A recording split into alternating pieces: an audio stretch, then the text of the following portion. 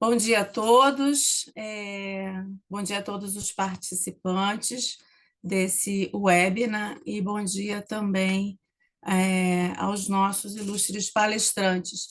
Eu pediria à organização que colocasse na tela o compartilhamento do slide com a exibição de todos os palestrantes para que a gente possa então, compartilhar e dar visibilidade a todos. É possível?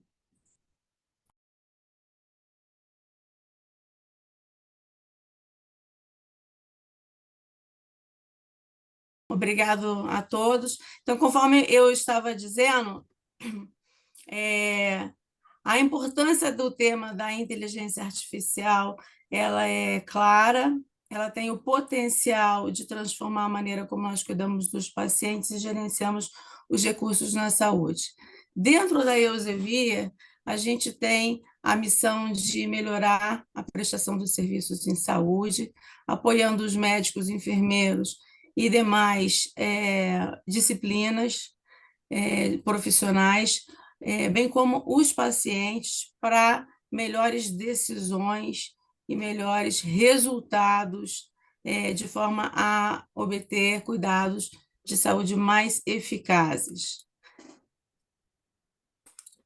Indo adiante, a gente percebe que na saúde, atualmente, a gente enfrenta desafios significativos. O crescimento e envelhecimento da população, as comorbidades mais complexas e um déficit crescente de profissionais são alguns deles. Olhando para o censo de 2022, no Brasil, a gente vê que a estimativa de que a população crescerá até 2042 e que em 2070, 40% da população será idosa, aumenta a preocupação e os desafios que a gente tem pela frente. Por outro lado, o aumento das doenças crônicas e degenerativas, né, incluindo Parkinson, Alzheimer, câncer, exige mais pesquisa, exige mais conhecimento e exige tratamentos mais caros, e a escassez de profissionais também, que é outro desafio que a gente percebe em destaque, ela é causada pelo aumento da demanda, com o crescimento da população e a complexidade do cuidado, e, ao mesmo tempo, ela gera uma necessidade de um maior preparo técnico dos profissionais, que é uma preocupação constante das lideranças de saúde. Esses desafios que a gente viu agora, eles têm um impacto profundo na relação custo-eficácia dos cuidados de saúde. Então, para a melhor gestão dos custos, a gente busca soluções que gerem um valor assistencial e operacional maior, além da adoção de novas tecnologias, incluindo transformação digital, para que a gente consiga aumentar a sustentabilidade do sistema. O aumento da demanda por serviços de saúde, por outro lado, eleva os custos com infraestrutura e recursos, e cuidados preventivos podem reduzir esses custos ao longo prazo. Ainda, os novos tratamentos mais caros, mais avançados, implicam em mais gastos com pesquisa, mas são viabilizados por tecnologias que apoiam diagnósticos e tratamentos mais precisos e baseados em evidências científicas. A demanda por cuidados de maior qualidade e redução do tempo de espera, eles geram custos, com educação continuada de profissionais e apoio no cuidado. No entanto, com a ajuda da tecnologia e conhecimento, a gente consegue agregar mais valor em toda essa jornada da saúde. O que a gente fez na Eusevia? A gente fez, então, uma avaliação dos desafios e dos impactos, ouvindo 3.000 profissionais e médicos em uma pesquisa abrangente sobre inteligência artificial e feita a nível mundial. Essa pesquisa foi feita em 2024, então ela é bastante recente, os dados são fresquinhos, e a gente queria entender as perspectivas destes profissionais em relação à inteligência artificial. A maioria dos médicos e pesquisadores, eles estão familiarizados com a inteligência artificial e eles acreditam no potencial dela para ajudar no seu trabalho. No entanto, os dois grupos, tanto os médicos quanto os pesquisadores, eles temem que exista uma desinformação gerada pela inteligência artificial, impactando decisões críticas. Eles esperam também que as ferramentas de inteligência artificial sejam baseadas em um conteúdo confiável e de alta qualidade, e desejam transparência sobre o uso da IA generativa. Quer dizer, se existe disponível, eles querem saber se tem inteligência artificial ou não sendo oferecidos para que eles possam usar. Ainda os pesquisadores e os médicos desejam que a adoção da inteligência artificial ajude em suas profissões, mas não à custa da ética, da transparência e da precisão. As informações verificadas, o desenvolvimento responsável e a transparência, na opinião deles, são fundamentais para construir confiança nas ferramentas de IA e aliviar as preocupações sobre desinformação e imprecisão. Quando a gente fala de imprecisão aqui, inclui as alucinações, as informações que talvez não tenham muita certeza, muita confiança de onde que vem, que ela está trazendo. Ainda em relação a esse estudo, a gente percebeu que os entrevistados consideram que as ferramentas de IA que eles utilizam agora e no futuro devem ser responsáveis, éticas, e que, com isso em mente, a informação, o consentimento e a qualidade são fatores críticos, devem ser considerados. Tem dois grupos agora em que a gente escolheu e acha importante segmentar em termos de recomendação, devido aos insights trazidos, os feedbacks trazidos pelos médicos e pesquisadores e considerando o cenário que vem pela frente, né? Para os provedores de tecnologia de inteligência artificial generativa, a gente entende que é necessário aumentar a precisão e a confiabilidade, aumentar a transparência e reforçar a segurança e proteção das informações oferecidas.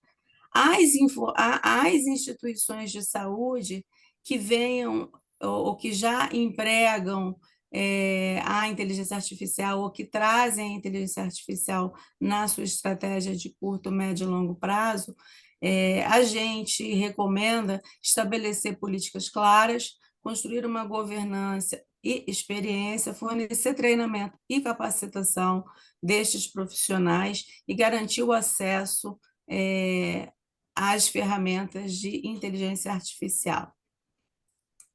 Agora, indo para um pouco para saindo da pesquisa e olhando um pouco o que a gente tem colocado na prática como uma empresa de soluções para apoio a profissionais de saúde. Nós nos associamos com a empresa Open Evidence. A Open Evidence é a maior referência em inteligência artificial na saúde, nem inteligência artificial no mundo, e a gente trabalhou e desenvolveu uma solução chamada Clinical Key AI, de inteligência artificial. A gente acaba de lançar essa solução no Brasil. O Clinical AI é uma ferramenta de suporte à decisão clínica de última geração, e ela combina, o Clinical AI é uma ferramenta que combina o conteúdo médico mais recente e confiável, o qual a Elsevier é o core business do trabalho da Elsevier, com a inteligência artificial generativa, para que a gente consiga ajudar os médicos no ponto do atendimento. A gente sabe que a quantidade de dados e informações complexas que os médicos precisam revisar e trabalhar, ela pode ser assustadora, ela é crescente, mesmo para os mais experientes, né? Não somos computadores capazes de processar tudo na velocidade da luz. Então, ao integrar a informação científica, o vasto e abrangente acervo de informações médicas e científicas confiáveis da Elsevier, com a inteligência artificial disponível tecnologicamente, a gente traz dentro do Clinical QI a potencialidade dos médicos acessarem as informações precisas, porque ela entrega exatamente o que é necessário, e baseadas em evidências científicas de uma forma rápida e eficiente.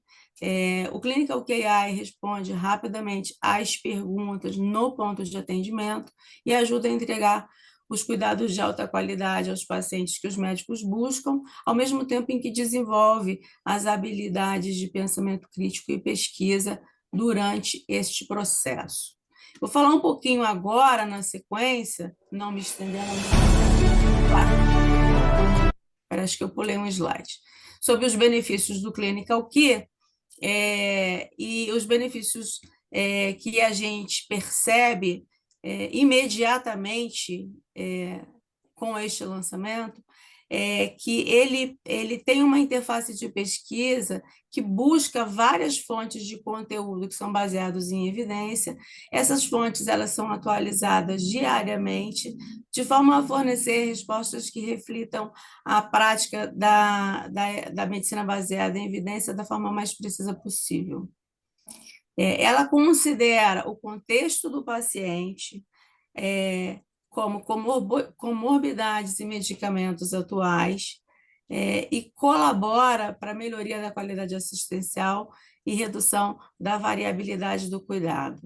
Quando as respostas são fornecidas, elas são personalizadas com base no perfil clínico do clínico.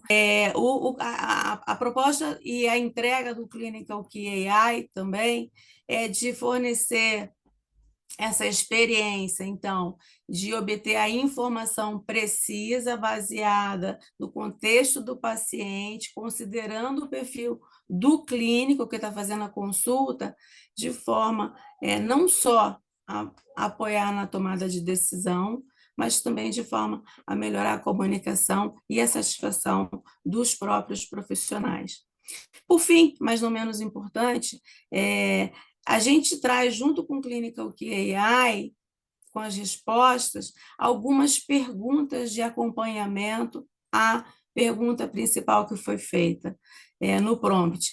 E também agrega isso as citações de referências com link para as fontes primárias, originais. Então, caso o clínico queira aprofundar ou confirmar de onde vem aquela informação, a gente traz o detalhamento, reduzindo assim o risco das alucinações. Ao final, a gente percebe que não só a gente agrega valor na tomada de decisão através da informação mais precisa, mas a gente também ajuda, de certa forma, para a educação continuada dos médicos e para promover a segurança na tomada de decisões. Eu vou voltar agora à minha tela anterior, para que vocês possam, num breve vídeo de quase 2 minutos, assistir um pouco dessa navegação dentro do Clinical Key. Então, vocês me avisem se vocês estiverem vendo.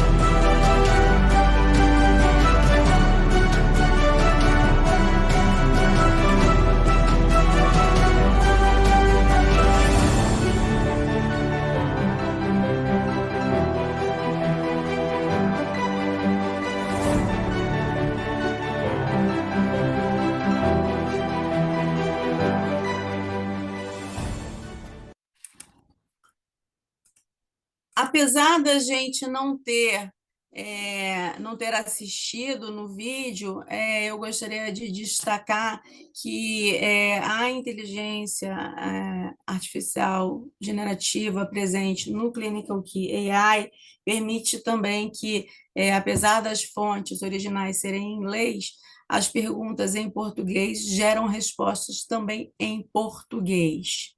Então, eu gostaria só de destacar este, este detalhe. Enfim, não tomando mais o tempo dos nossos palestrantes, dos nossos painelistas, eu gostaria só de retomar aqui as conclusões do que a gente viu. Então, a gente enfrenta desafios significativos no setor da saúde, mas a inteligência artificial oferece algumas soluções promissoras. Na nossa área de medicina baseada em evidências e conhecimento, a visão materializada no Clinical Key AI é um passo importante para que a gente contribua com a melhoria dos cuidados em saúde. A adoção das tecnologias de inteligência artificial podem transformar a maneira como a gente cuida dos pacientes e tornar os cuidados mais eficazes e sustentáveis. E o Clinical Key AI, ele vem para facilitar o acesso às informações críticas e melhorar a qualidade do atendimento, apoiando os médicos para que eles tomem decisões mais informadas e baseadas em evidências de forma simples e fácil. É uma ferramenta que a gente considera como essencial para qualquer profissional da saúde que busca excelência na sua prática. Eu vou agora parar de compartilhar minha tela e convidar o doutor Sacomani para que ele possa, então, se juntar a nós e fazer a contribuição dele. Deixa eu fechar aqui. Fazer a contribuição dele em relação à perspectiva dos desafios e benefícios que ele enxerga sobre a evolução da inteligência artificial e a sua experiência e visão para o AC Camargo Cancer Center. Doutor Sacomani, seja bem-vindo. Eu lhe convido a fazer a sua apresentação e interação com o público. Muito obrigado, Cláudia, obrigado, Elzevier, estou aprendendo a falar o nome corretamente, pelo convite para poder falar com vocês sobre esse tema tão importante que é a inteligência artificial dentro do âmbito dos profissionais de saúde, e especificamente vou falar também um pouquinho sobre a utilização no AC Camargo, as nossas perspectivas. Eu acho que nós estamos numa nova era hoje, em que nós vamos evoluir rapidamente dentro da inteligência artificial no uso corriqueiro entre os profissionais de saúde. Então, eu acho que nós temos agora que entender que nós estamos em um novo modelo, um modelo que nós vamos acabar tendo que desenvolver com os nossos colegas médicos, no sentido de nós conseguirmos incorporar esses recursos de inteligência artificial. Então, eu vou compartilhar minha tela com vocês aqui. Creio que vocês estão vendo aqui os meus slides. Por favor, se não estiverem vendo, me avisem. Vamos sim, doutor. Então, tá ótimo. Então, vou falar então sobre inteligência artificial e o profissional de saúde. Só para contextualizar, se nós formos levantar no PubMed, aquela grande base de artigos científicos de referência bibliográfica que nós temos já bastante conhecida, esse estudo aqui de 2020 observou que em 2019 até 2000, nós tivemos 12.563 artigos publicados sobre inteligência artificial em saúde. Então, vejam a quantidade de artigos científicos de inteligência artificial em saúde que estão saindo, a ponto de nós temos, por exemplo, o New England Journal of Medicine ter criado uma spin-off deles que só fala de inteligência artificial. Essa revista, em 2020, mostrou 2.563 artigos, sendo que a maioria dos artigos eram de anatomia patológica e de radiologia. E por que que essas duas especialidades têm tantos artigos de inteligência artificial? Porque elas lidam com padrões. E como elas lidam com padrões, eu consigo, através de uma quantidade de dados razoável, eu ensinar o reconhecimento desses padrões para um algoritmo de inteligência artificial, um modelo que nós podemos chamar, por exemplo, um modelo supervisionado de inteligência artificial. Então, eu pego um grande número de imagens de uma determinada doença e eu acabo ensinando o algoritmo a reconhecer esses padrões e, consequentemente, fazer diagnóstico. Por isso que essas duas áreas elas acabam sendo as que mais publicam hoje em inteligência artificial em saúde. Existem algumas preocupações que têm sido colocadas hoje com a utilização de inteligência artificial no âmbito do diagnóstico e da conduta terapêutica, por exemplo. Então, se eu tiver um algoritmo que me recomenda um tratamento correto e o médico não segue, e o paciente tem uma evolução desfavorável, quem que vai ser punido com relação a isso? Né? Se eu tenho um algoritmo que não recomenda um tratamento padronizado e o médico segue e o paciente tem uma evolução desfavorável, também quem é que vai acabar sendo responsabilizado por isso? Então, esse estudo publicado aqui no JAMA em 2019 já se preocupa com a questão da responsabilidade civil, da liability, e é algo que nós temos discutido cada vez mais dentro do âmbito da inteligência artificial de saúde e do relacionamento com o profissional de saúde.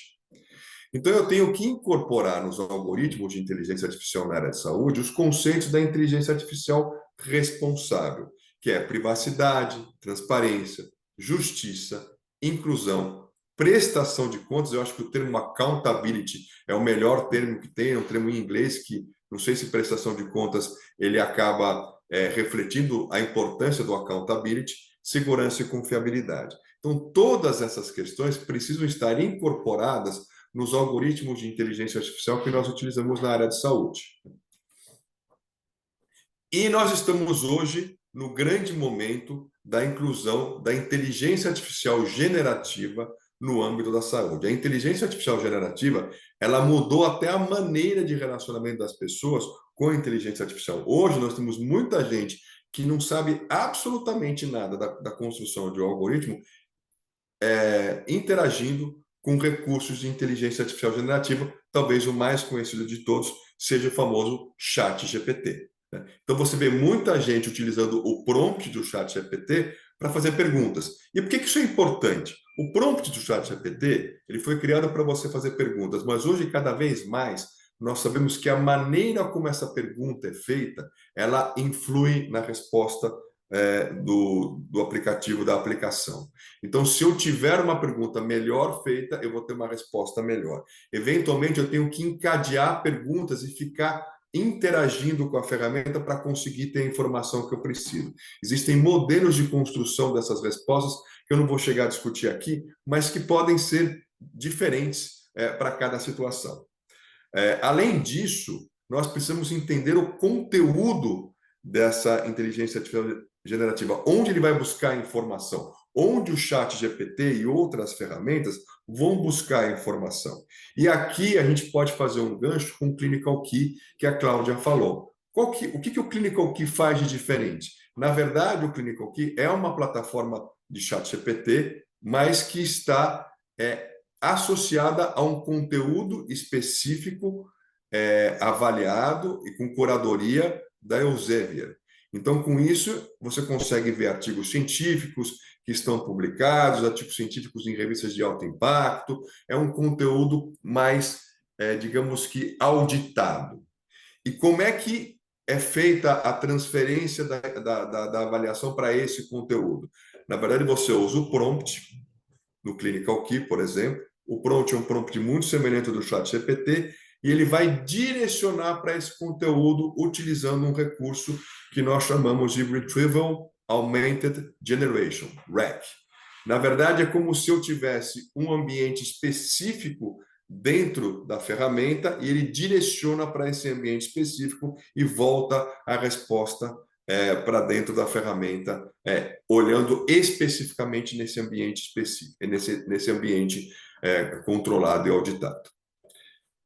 E além da inteligência artificial hoje, que avalia, que utiliza textos, que utiliza informações escritas, nós estamos agora migrando para uma inteligência artificial generativa que consegue ver imagens, vídeos, áudios, e consegue, com tudo isso, ela interage com todos esses conteúdos, e aí eu consigo ter uma informação bastante interessante. É o que a gente chama hoje de Large Multimodal Models. Então, não é mais só Large Language Models, eu não vejo só texto, eu posso ver outros tipos de mídias. E isso, consequentemente, vai aumentar a nossa capacidade de obter conhecimento através dessas ferramentas.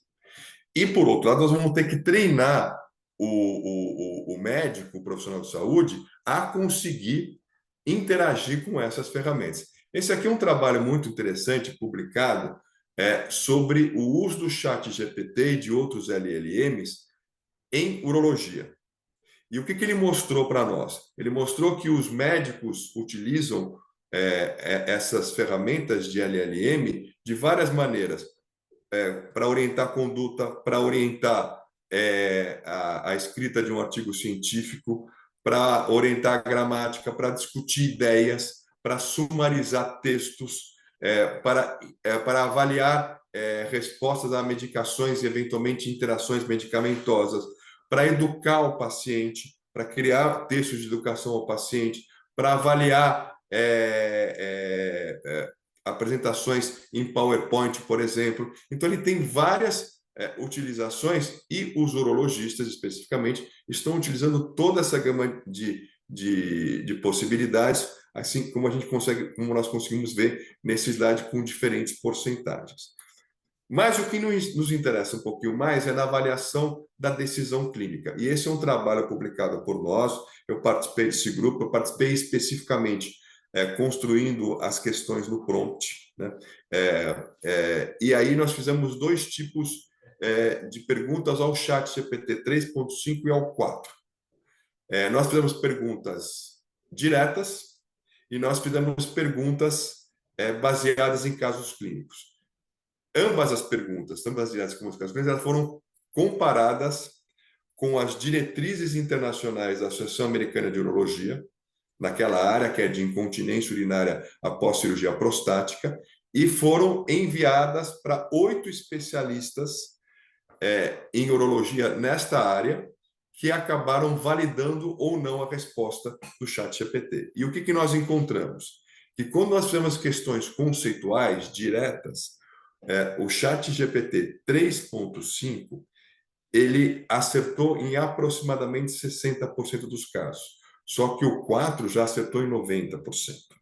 Quando nós fizemos perguntas baseadas em caso clínico, 50% de acerto do chat GPT 3.5, então ele não foi muito bem, porque foi quase que 50-50, mas o 4.0 já acertou 90% dos casos clínicos. Então, isso aqui mostra que nós podemos utilizar essa ferramenta para o apoio à decisão clínica.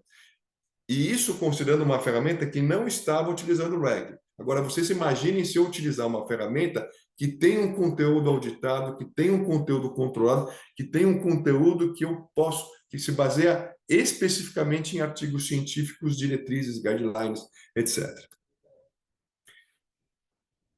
E uma maneira de avaliar esses LLMs é fazendo com que esses LLMs respondam exames de licenciatura médica. Então, por exemplo, USMLE, que é o exame de licenciatura médica dos Estados Unidos, alguns dos LLMs disponíveis foram utilizados para fazer esses exames e eventualmente, nós estamos avaliando se eles foram aprovados ou não.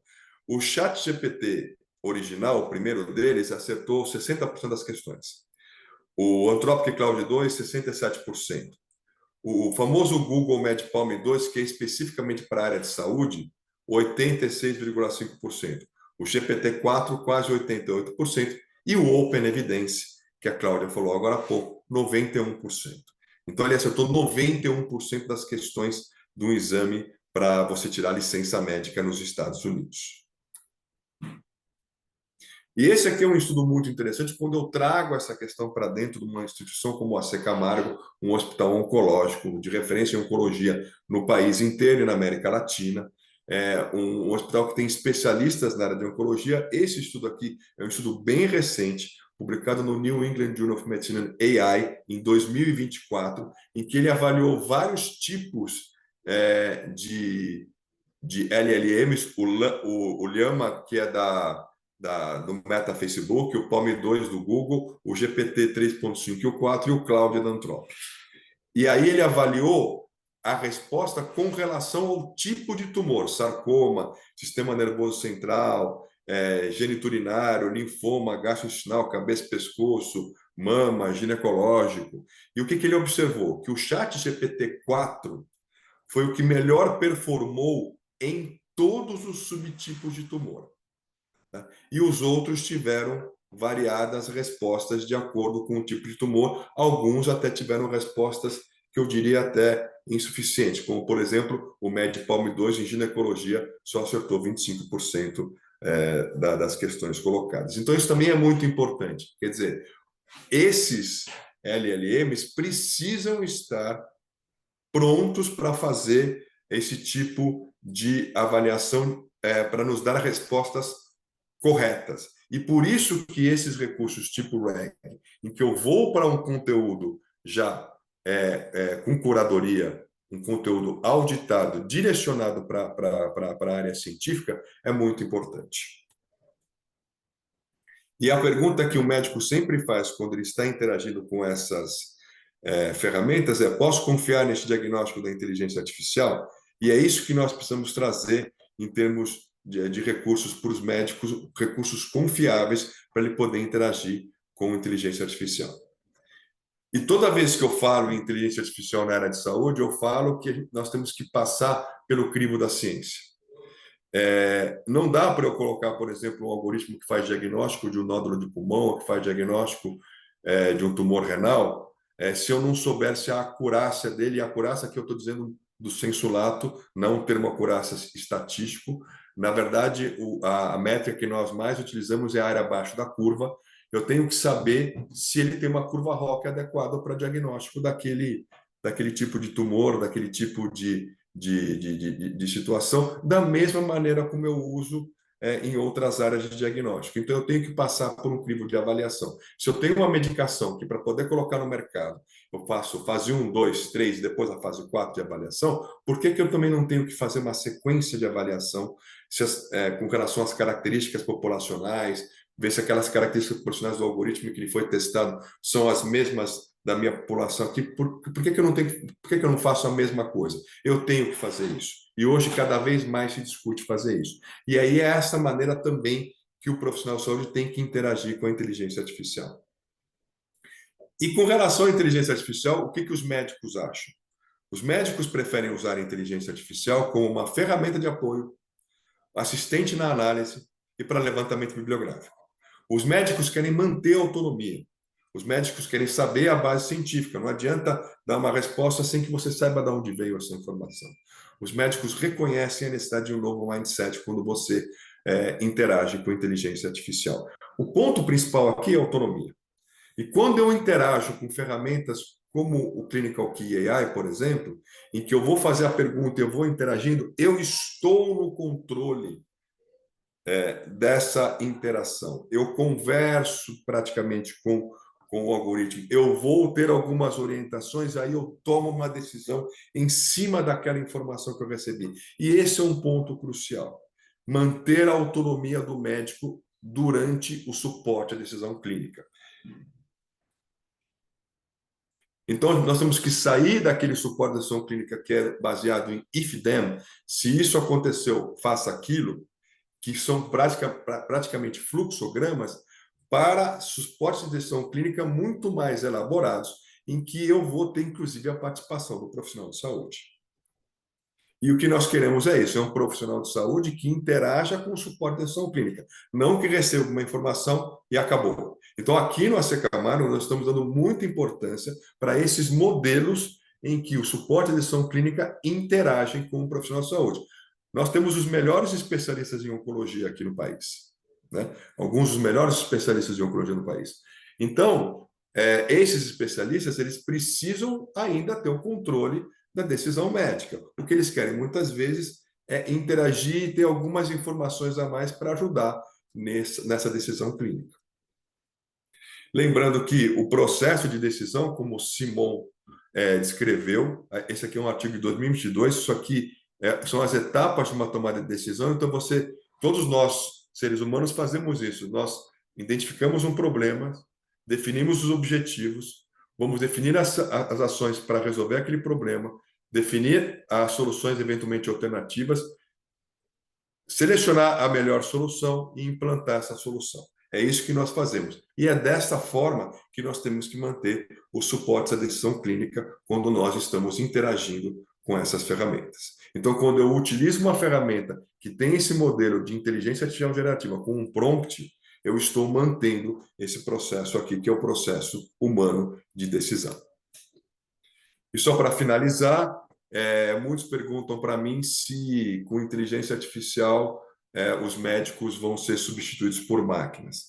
Eu gosto muito desse livro aqui do Eric Topol. O Eric Topol é um cardiologista mais ou menos da minha idade, talvez um pouco mais velho até, que é um defensor da inteligência artificial, que diz que nós vamos ter que trabalhar de uma maneira diferente com inteligência artificial em saúde, que os médicos vão ter que ser treinados para isso, mas ele também diz que a partir do momento em que a gente tem a inteligência artificial cuidando, por exemplo, de tarefas rotineiras e cuidando e nos ajudando no diagnóstico, nós vamos ter mais tempo para nos dedicar aos pacientes. E é por isso que ele chama isso de deep medicine, medicina profunda. Quer dizer, eu vou voltar a ter aquela humanização de contato ao paciente, porque eu vou ter um apoio que vai acelerar o meu processo de diagnóstico. Então, é dessa forma que ele vê o futuro e é dessa forma que eu também vejo o futuro.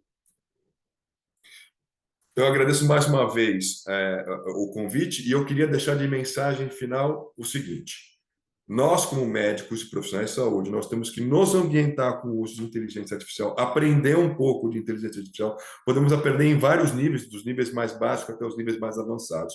Isso depende de cada um. Mas nós temos que aprender a interagir com esses algoritmos. E do lado do setor que produz os algoritmos, nós temos que ter algoritmos que mantenham a autonomia médica, que mantenham a validação ainda do ponto de vista médico, que seja algo híbrido, em que nós vamos nos relacionar com esses algoritmos, mas a decisão final continua sendo do profissional de saúde. Muito obrigado. Obrigada, Sacomani. Olha, em primeiro lugar, eu vou te falar que é o melhor avatar Eva que eu já vi. Parabéns pelo avatar, na sua apresentação ficou ótimo.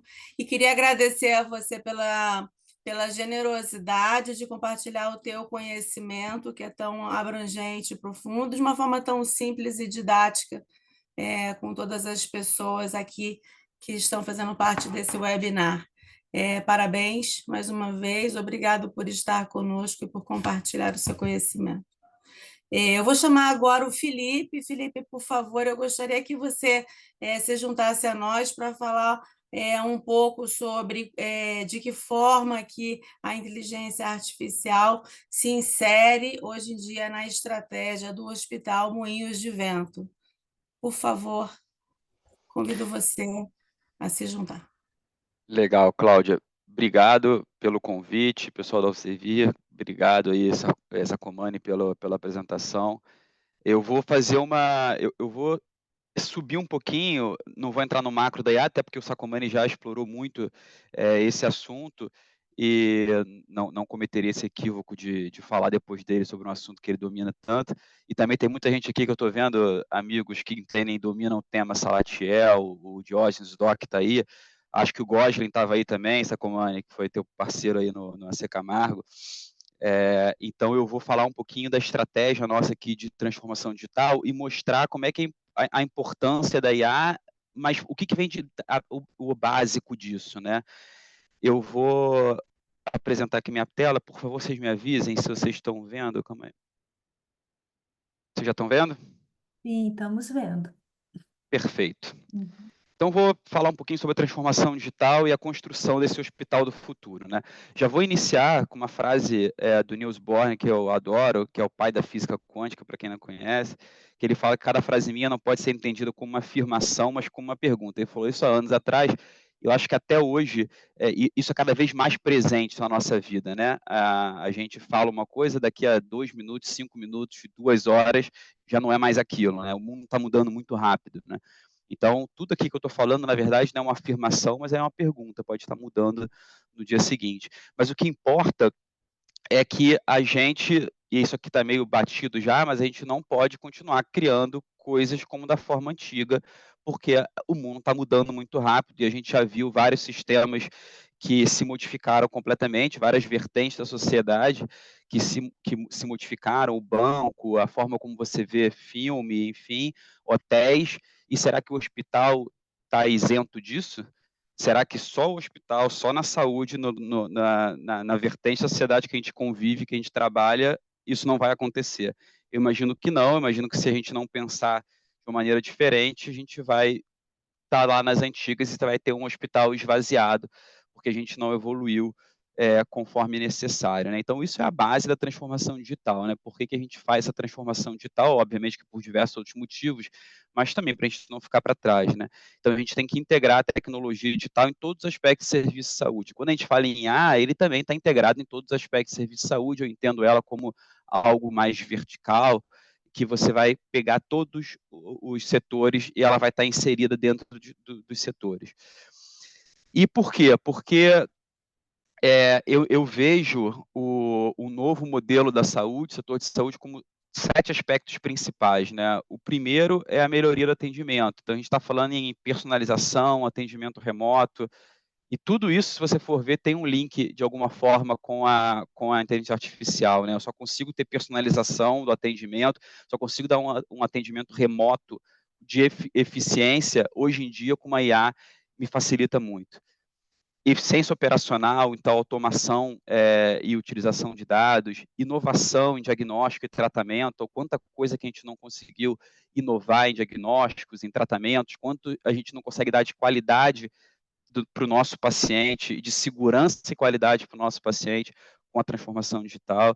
Eu crio novos modelos de negócio, então eu saio só daquele mundo físico do hospital e eu passo para o mundo digital também. Vou dar um exemplo, durante a pandemia a gente aumentou, dobrou o número de leitos de UTI que a gente tinha no hospital, a gente passou a 110, 120 leitos de UTI, e físicos no hospital, e na telemedicina eu acompanhava 150, 160 leitos à distância. Então, por mais que eu dobre o número de leitos do hospital, eu consegui ser mais exponencial ainda com a telemedicina, né, e com o mundo digital. A importância da colaboração e das parcerias estratégicas, a importância de você estar com um parceiro de tecnologia, de você estar com um parceiro de educação, de você estar com todos os tipos de parceiros nesse mundo que muda rapidamente.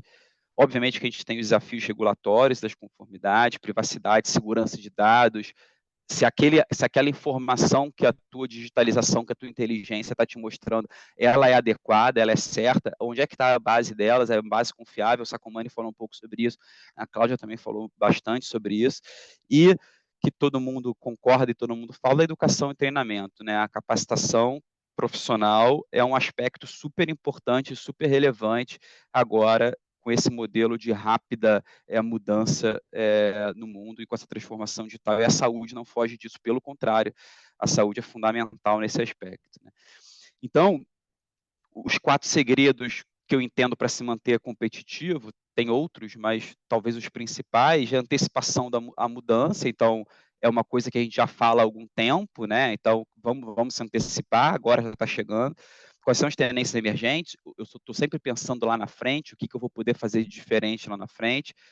Foco no paciente sentado na tecnologia, como é que eu posso melhorar, engajar esse paciente, trazer uma perspectiva melhor de cuidado cuidado centrado no paciente. Como é que eu permaneço relevante? E permanecer relevante significa ter qualidade, significa dar segurança para o teu paciente, mas também significa ser inovador, também significa estar na ponta do conhecimento, também significa testar, e também significa pesquisar e publicar, né? Que nem o Sacomani falou, a importância da publicação, a importância de você utilizar alguma ferramenta de IA, por exemplo, que ela esteja testada e que ela esteja demonstrada que ela tem uma qualidade. E como é que eu aumento o meu modelo de negócio, como é que eu crio redes, como é que eu posso pensar e vender outros produtos e não fixar somente no meu mundo físico, né? Tem alternativas remotas, tem modelo de receita diferente. Isso não sou só eu que estou falando, na verdade não sou eu que estou falando, vem alguns estudos, mas enfim, esse aqui é um da Bain Company, que traz os principais elementos do novo modelo assistencial. E aqui eu estou tentando ser breve, falar um pouco rápido, para a gente talvez ter um tempinho aí depois de perguntas, porque a gente já está um pouquinho adiantado. Então, como é que eu entendo e como é que a gente entende aqui no hospital essa nova era, né? A gente permanece com uma assistência forte, a gente permanece com uma TI forte, a gente integra a saúde digital nisso e a gente junta tudo no escritório de transformação digital, que só com o apoio da assistência, da TI, da saúde digital, que a gente entende que a gente consegue fazer um modelo um pouco diferente. E isso a gente traz para dentro do nosso mapa estratégico. Então, pela primeira vez na história do Moinhos, a gente traz aqui a transformação digital para dentro, para o centro do nosso mapa estratégico, mostrando que a gente sim entende que se a gente não fizer esse retorno e essa inserção no mundo digital, a gente vai acabar ficando para trás. E aí, antes de a gente falar de inteligência artificial, né, é importante a gente construir o roadmap para que a gente possa utilizar, para que eu possa hoje chegar e fazer um projeto que tem inteligência artificial, mas eu tenho que ter uma base, eu tenho que estar tudo pronto, né? Então, a primeira coisa que a gente olhou foi como é que a gente está com os nossos dados. Os nossos dados, a gente tem um RP e a gente tem mais de 62 sistemas, mais de 60 sistemas circundando ou orbitando esse meu RP, que é da MV, que não se conectam e que os dados ficam dispersos em vários lugares. Se eu não consolido tudo, se o Felipe César Cabral não é o mesmo Felipe C. Cabral, não é o mesmo FC Cabral, não é a mesma pessoa, quando eu vou aplicar alguma coisa em cima desses dados, por exemplo, a inteligência artificial, eu posso ter resultados não satisfatórios, né? Então, mais uma vez, é muito importante a leitura que a CIA vai fazer, quais são os dados que ela está lendo para me trazer alguma informação precisa ou não.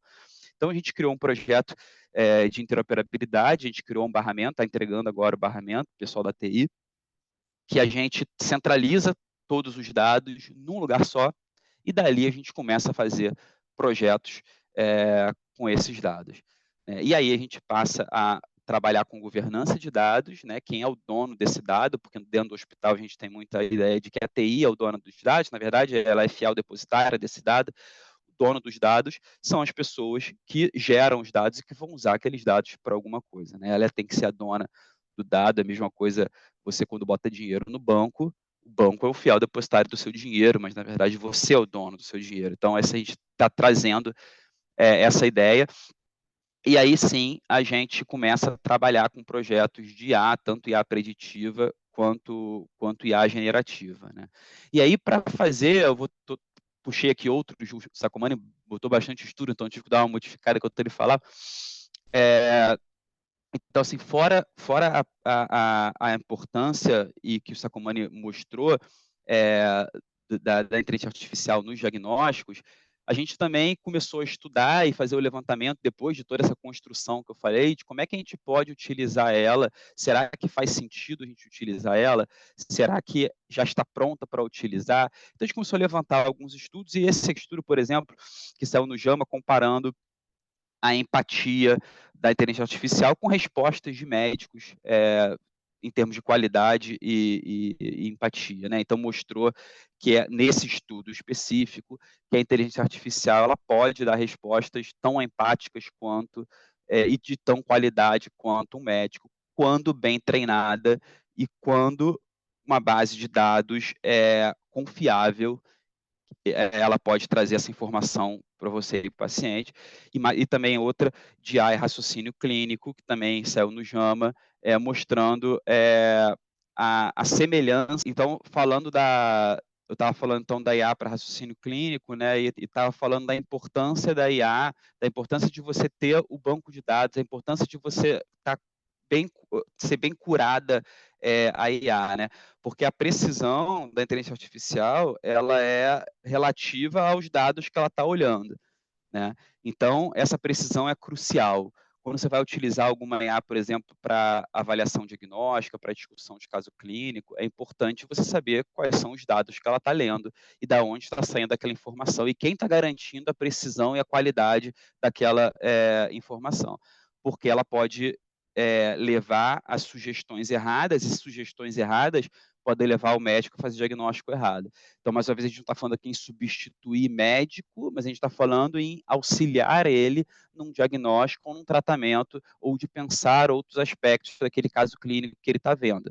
E se ela não for bem curada, a gente pode ter diagnósticos, pode ter informações incorretas passadas para o médico. Além disso, a aceitação e a compreensão da tecnologia, elas são cruciais para a implantação bem-sucedida, principalmente na área médica. O Sacomani falou um pouco sobre isso, né? Que o médico, ele quer saber de onde vem aqueles dados, de onde vem aquela informação. Então, isso é super importante até para a gente fazer um projeto de aceitação aqui dentro da instituição de saúde, de, olha, utilizem essa ferramenta, né? Mas por que eu vou utilizar? De onde vêm esses dados? Então, isso é super importante.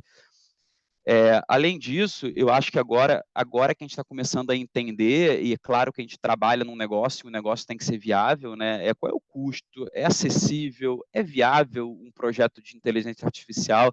A gente está implantando aqui no hospital, por exemplo, uma inteligência artificial na emergência que ela faz a transcrição da anamnese médica, da consulta médica da emergência, então o médico não precisa mais ficar digitando no computador, assim como paralelo, ela sugere perguntas que o médico faça para esse paciente, de acordo com o caso clínico em questão, e vai sugerindo diagnósticos e vai sugerindo possibilidades de tratamento. Sugerindo, o médico depois ele aperta um botão, resume toda a história clínica que ele fez, estruturada da maneira que a gente trabalha aqui dentro do hospital, e o médico pode utilizar ou não aquelas perguntas para fazer para o paciente, né? Mas qual é o custo disso? Então, esse é um dos projetos nossos, né? É acessível? Quanto custa eu acessar aquela base de dados o tempo todo para ficar fazendo isso? É viável para uma consulta médica? De fato, eu vou diminuir o tempo da consulta porque o médico vai ficar dando mais atenção ao paciente, não vai precisar ficar digitando? Eu vou diminuir os recursos que eu utilizo porque ele vai ser mais preciso? Então, eu tenho que estudar sobre isso. Mais uma vez, trazendo essa comanda e falou um pouco sobre isso também. É a pesquisa. Eu tenho que ver se isso, de fato, faz sentido antes de implantar em larga escala, né? O próximo passo que a gente já tem que discutir bastante são as responsabilidades legais e éticas, né? Em caso de erro ou dano causado pela IA, quem é que vai ser o responsável, né? Está tendo um projeto de lei a respeito de uso de inteligência artificial, justamente para a gente começar a discutir esses assuntos, né, de responsabilidade legal e ética sobre aquilo. E quanto mais a gente for focado no assunto, menos alucinações essa IA vai ter, mais fácil a gente vai, menos risco a gente vai correr em diagnósticos errados ou em alguma informação eticamente errada, né? E proteção de dados e privacidade, que é um assunto que a gente está trazendo hoje em dia cada vez mais com a transformação digital. A gente falava muito antes de qualidade e segurança do paciente, hoje a gente está falando de qualidade e segurança do paciente e qualidade e segurança dos dados, porque a gente não tem qualidade e segurança do paciente atualmente se eu não tiver qualidade e segurança dos dados. Então, mostra como a gente tem que ter uma interseção ainda maior da TI na assistência à saúde dos nossos pacientes, né? E aí, talvez resumindo tudo, ou talvez pegando um pouquinho de outra, é o viés e inequidade, né? Se os dados contiverem viés, o diagnóstico e o tratamento eles vão ser desiguais ou vão ser injustos. Então, mais uma vez, trazer, sempre quando for trabalhar em projetos de inteligência artificial, avaliar de onde vêm esses dados, quem interpreta esses dados e se ele contém alguma injustiça ou algum viés. Então, fui breve aqui na minha apresentação, eu gosto dessa frase, comecei com uma frase de Niels Bohr, vou terminar com uma frase de René Descartes, super antiga, mas cada vez mais atual, e eu me deparo com isso sempre, né? Mas assim que concluí meus estudos, mudei totalmente de opinião, pois me vi constrangido por tantas dúvidas e erros que a mim pareceu que o esforço em me instruir não tivera outro efeito senão o de incrementar a descoberta da minha ignorância. Então eu sinto que eu só consigo evoluir porque todo dia eu acordo me sentindo mais ignorante e eu acho que assim a gente vai tentando evoluir. Obrigado, gente. Espero não ter sido muito longo aí. Felipe, excelente a sua apresentação. Temos duas perguntas ali no chat especificamente para você. Então, eu vou chamar a Cláudia, né? E enquanto isso, ali no chat, se você puder responder, eu agradeço. Pessoal, a gente já estourou o nosso prazo, mas eu não gostaria de me despedir de vocês sem pedir ao Sarcomani para voltar à tela e fazer pelo menos uma pergunta associando o conhecimento e experiência compartilhados por vocês com um dos temas que a gente trouxe e os achados do Clinical Key AI. Sarcomani, você pode voltar? Obrigada. E eu queria parabenizar Felipe também pela sua exposição e agradecer pela sua presença, seu compartilhamento. Eu gostaria de fazer pelo menos uma pergunta para vocês dois, que é sobre os benefícios do Clinical QAI, como que vocês enxergam, baseado em todo o conhecimento e experiência sobre inteligência artificial, como é que vocês enxergam os benefícios do Clinical QAI para suas respectivas instituições no contexto atual? Vocês podem compartilhar comigo um pouco da visão de vocês? E aí eu peço um pouco para a gente olhar para o cuidado à beira-leito, mas se vocês tiverem algo sobre pesquisa também, ou sobre atualização e capacitação, vocês fiquem à vontade. Eu vou aproveitar enquanto vocês estão respondendo para compartilhar uma tela com contato para as pessoas, caso queiram anotar um e-mail ou escanear um QR Code para fazer mais perguntas e pedidos de informação posterior. Por favor, Sacomani, você pode começar? Sim, claro. O que eu acho? Estou travando, acho que um pouquinho. Vocês estão me ouvindo ou não? Ou Sim, travou? Estão ouvindo. sim. Então, o que eu acho que é muito importante nós discutirmos aqui? Os médicos hoje, eles precisam se habituar a utilizar a inteligência artificial. E eu acho que um passo importante de se habituar com isso é eles interagirem com essas ferramentas de uma maneira fácil, uma maneira mais fluente, uma maneira mais, digamos, compatível com o mundo que nós temos hoje. E nesse sentido, os prompts do tipo ChatGPT, eles já se popularizaram. Então, você vê pessoas mais jovens, você vê médicos, você vê vários profissionais utilizando isso. Então, é muito comum. Aqui na minha instituição, eu tenho vários médicos que, inclusive, têm ele instalado no celular. E aí, como o Clinical Kia ele utiliza uma plataforma de chat GPT com conteúdo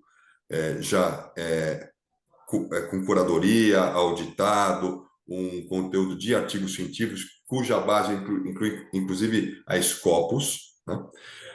Você acaba direcionando para um conteúdo muito mais seguro de informações. E a interação é muito fácil. Você faz as suas perguntas, coloca os seus casos clínicos, você pode ir interagindo e fazendo o que nós chamamos de drill down, quer dizer, eu vou aprofundando na minha pergunta até eu ter a orientação que eu quero. A partir da orientação que eu tenho, eu vou lá e tomo a minha conduta. Então, eu acho que esse cenário é muito interessante, e é interessante, inclusive, para instituições como a minha e a do Felipe, que são instituições que têm profissionais de altíssimo gabarito. E esses profissionais, muitas vezes, eles não querem receber, olha, faça isso. Eles querem, na verdade, quase que discutir o caso. E eu acho que, nesse sentido, o Clinical Key, ele nos dá uma vantagem, porque ele permite essa interação. Obrigada, Sacomani. Felipe, por favor. Eu estava, enquanto o Sacomani falava, eu estava tentando ouvir e ler ao mesmo tempo. Sabe que o homem não tem muito essa qualidade, né? Eu estava lendo as coisas do Doc que estava postando ali. Mas enfim, primeiro eu vou responder rapidamente o Doc, que eu acho que tem a ver com a questão aqui, né? Se a utilização da IA hoje não está muito precoce e não tenham coisas mais interessantes para fazer.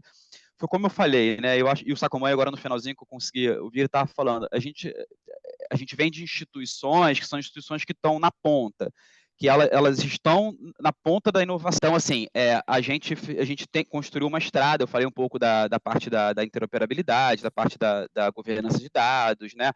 A gente implantou recentemente, não é tão recente assim, não me lembro mais quanto tempo, a Nestec aqui no hospital. Então, a gente consegue fazer projetos que a gente alinha tanto essa parte grossa da TI, a base, que a gente já tem, com o projeto de inteligência artificial. De qualquer forma, eu acho que mesmo quem não tem essa condução, consegue fazer projetos com ferramentas específicas que ela já trilhou esse caminho, que é o caso do Clinical Key aqui, né? Então, assim, eu testei, eu fiz um teste neles nos últimos dias, é legal a interação que ele dá, é legal as informações, é legal quando ele para de falar. Então, eu acho que alguém perguntou ali se não alucina, eu não vi nenhuma alucinação, e em algum momento ele para, ele falou assim, ó, a partir daqui não é mais o meu papel, né? Eu até eu tenho que escrever uma revisão de letramento em saúde do diabetes, eu conversei até certo ponto, mas depois, quando eu falei assim, não, eu preciso então fazer essa revisão, queria que você me ajudasse a escrever, não sei o que, não, aí já não. Então, assim, é legal que traz os dados, é legal que traz informação, traz os artigos científicos, você pode olhar lá para ver se aquilo ali condiz com o que ele está falando ou não. Então, é uma coisa muito mais avançada do que você, de fato, conversar com o ChatGPT.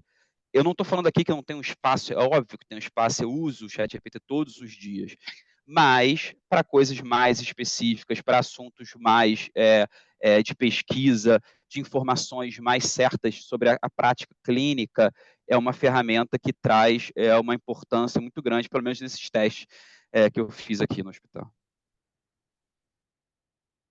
Muito bom. Obrigada, Felipe. Obrigada, Sacomani. A gente está bastante avançado aqui no horário da nossa agenda. Então, eu vou agradecer a vocês pela participação e também a todas as pessoas que nos assistiram nesse webinar. Eu gostaria de avisar que a gravação desse evento ela vai ser enviada em alguns dias e que os canais de contato para as pessoas interessadas em obter mais informações ou perguntas adicionais foram compartilhados